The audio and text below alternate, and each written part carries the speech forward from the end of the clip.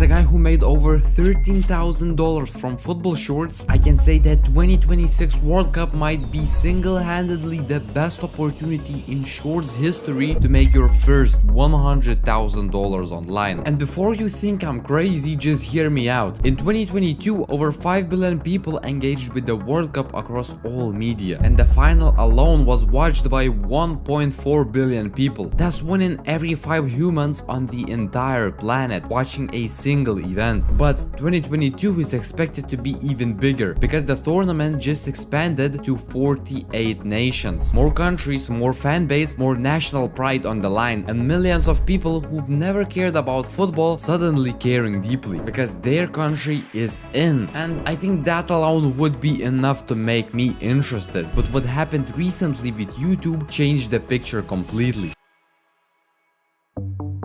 You see, in March 2026, YouTube officially partnered with FIFA, becoming what they call a preferred platform for the 2026 World Cup. And this matters more than you think. First, FIFA is unlocking part of its digital archive on YouTube. Decades of iconic moments, full classic matches, legendary goals posted right on their own channel. And on top of that, YouTube is giving a selected group of creators special access to footage and matches to make content around the tournament. There's even stuff that's never happened before, like media partners getting the option to live stream the first 10 minutes of every single match on their YouTube channels. The whole tournament is being pushed onto YouTube harder than any World Cup before. And here's what that means for you. When YouTube and FIFA are both pouring this much official football content onto the platform, the audience floods in with it. More people watching football on YouTube means more demand for football content overall. But there is one last reason, the cherry on top. You see, when I created football content a few years ago, the revenue per 1,000 views was pretty low. However, over the years it kept increasing, and now with North America hosting the tournament, this changes things massively because North American audiences are the highest paying demographic on the entire platform. And for the very first time, there's about to be a huge North American audience genuinely engaged with football. Because in the US, football isn't the main sport. Most people there don't follow it at all. But when the World Cup is happening in their own country, that changes overnight. We can expect millions of casual fans who've never watched a match suddenly become curious, looking for content that explains the game and catches them up. Okay, so now you know why it is a big opportunity. Basically, it's like GTA 6 wave before GTA 6. But now let me show you how to actually do it, how to actually take the most out of this opportunity. There are basically 4 things you need to nail: figuring out your sub niche, setting yourself up to get viral ideas, learning to write viral scripts, and learning basic editing. Let's go through each one. First, your sub niche. You can't just make football videos. You have to pick what specifically you'll make. That could be football news, game or specific moment analysis, which honestly sounds boring but has been blowing up on shorts recently. So it's one of the newest sub niches or formats, call it however you want, on football niche. There are also football edits or football drama sub niches where you create video on why a certain player isn't performing or how someone got betrayed and so on. So pick the format, then just make better and more videos than your competitors. That alone should work most of the times, but even better, you can innovate and create your own unique angle using what I call the niche plus format technique, which I break down deeply inside my private community. It's the thing that helped my members pull ridiculous view counts, because when you create a brand new niche, you're the only one in the market, so you get all the views. Second, getting viral ideas. And this trick is so simple but barely anyone does it. Create a separate account and follow nothing but football content across every platform: Instagram, X, Facebook, all of it. That way, every time you open the app, you've got an endless stream of ideas fed straight to you. You'll know what's going viral on other platforms, you'll catch the news first, and you'll make viral content faster and easier than people who are out there digging for ideas manually. The algorithm basically becomes your idea machine. Third is writing viral scripts. Honestly, this deserves its own full video because there's so much to it. But let me give you the core of what worked for me consistently. You start with a strong one-sentence hook, usually a question people genuinely want the answer to. It has to be simple and tied to something famous and relatable. You can use keywords like Ballon d'Or, Ronaldo, Messi, names everyone knows. Then I follow it it with a supporting hook, because sometimes people feel like they already know the answer and you need to convince them that they actually don't, so they stick around to the end. In the middle, you go straight to the point, no fluff, no dragging it out just to make it longer, and then you pay it off at the end by answering the question you planned at the start. That's the simplified version. There are a ton more details that go into scripts that hit every time, and if you want the full breakdown, that's all inside my community, Shorts World 2.0. There you can get it laid out step by step. No pressure, the link is in the description, you can see it yourself if it's for you, and if it's not, it's fine. And fourth, editing. Don't underestimate this part,